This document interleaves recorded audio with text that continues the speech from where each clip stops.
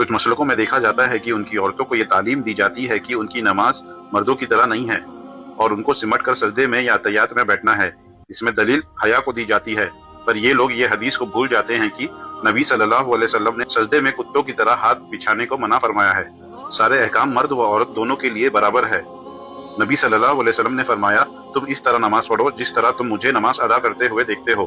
صحیح بخاری 631۔ نبی صلی اللہ علیہ وسلم نے یہ نہیں کہا کہ یہ صرف آدمیوں کے لیے ہے اور عورتوں کے لیے کوئی دوسرا طریقہ ہے، اور نہ ہی کسی صحابہ یا صحابیات سے یہ ثابت ہے، بلکہ ام دردہ سے یہ ثابت ہے کہ وہ نماز میں مردوں کی طرح بیٹھتی تھی۔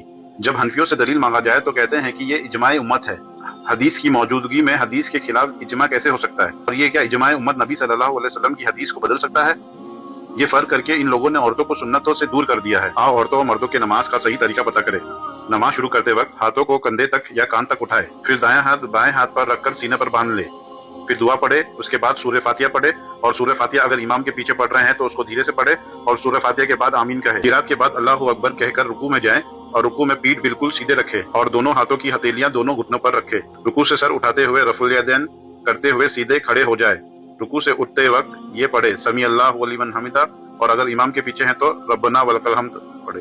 جب تم میں سے کوئی سجدہ کرے تو اونٹ کی طرح نہ بیٹھے، بلکہ اپنے دونوں ہاتھ گھٹنوں سے پہلے رکھے، دو سجدوں کے بیچ میں تھوڑا رکے اور یہ پڑھے، اللہم اغفر لی وارحمنی واہدنی ورزقنی۔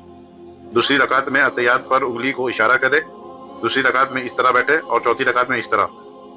دوسری رکعت سے اٹھتے وقت پھر سے اپنے ہاتھ کو کندھے تک اٹھائے اور پھر سے سینے پر ہاتھ باندھے۔ نماز کو دونوں طرف سلام پھیر کے ختم کرے اور نماز کے بعد کی اذکار پڑھے۔